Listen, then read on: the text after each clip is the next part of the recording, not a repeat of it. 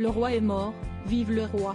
Ce jeudi 29 décembre, l'ex-joueur de football brésilien, Pelé, s'est éteint à l'âge de 82 ans, après avoir lutté contre un cancer du côlon.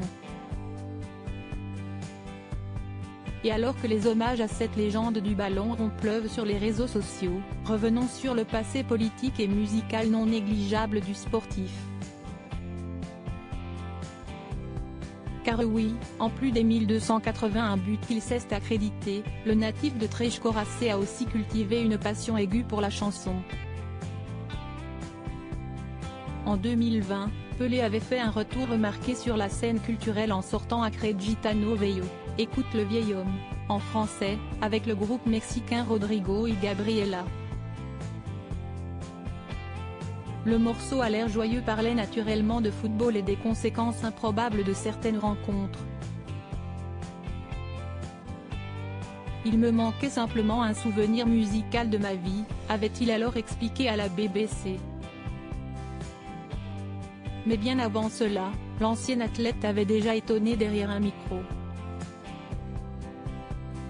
Supérieur à Elisabeth II, Pelé, Jean-Pierre Pernaut. Retour sur les décès de l'année 2022. Pelé développe ses talents de chanteur dès 1969 à la fin des années 1960, l'apogée de sa carrière sportive. Roberto Menescal, directeur artistique du label Philips, propose au roi des stades de s'essayer au chant aux côtés de la talentueuse Elis Regina.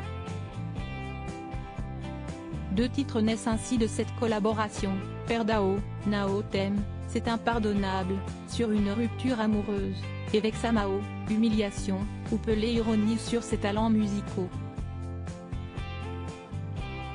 Le disque est mis en vente peu avant le mondial au Mexique, mais ne rencontre pas le succès escompté.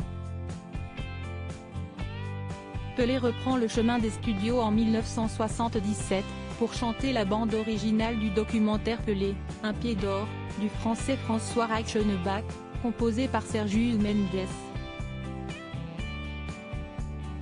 Le titre ne pouvait pas être plus parlant, Me mundo é uma bola, mon monde est un ballon.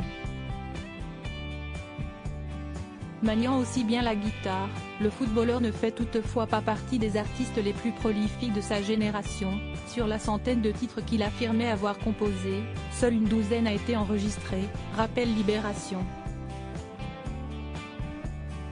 Les silences dérangeants de Pelé concernant la dictature brésilienne. La carrière et les aspirations politiques de Pelé sont indéniablement le point noir de sa vie.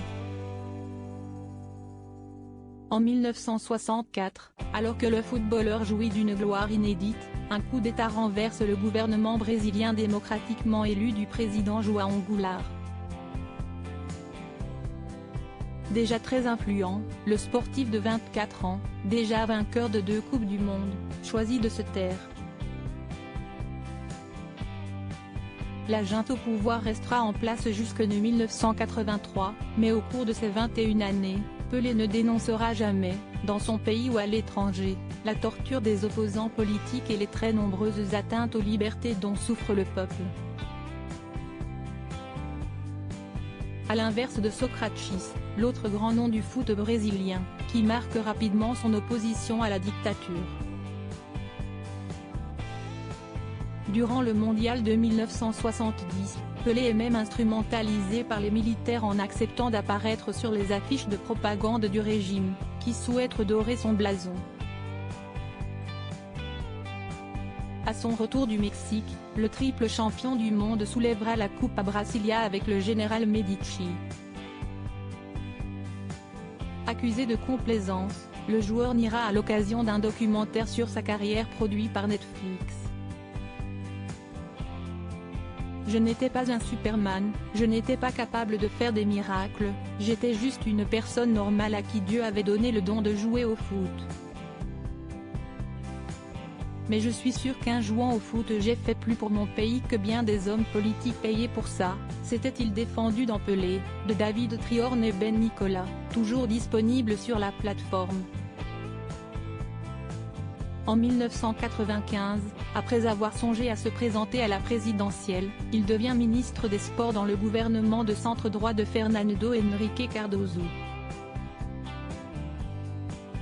Crédit photo, Mirror Pics.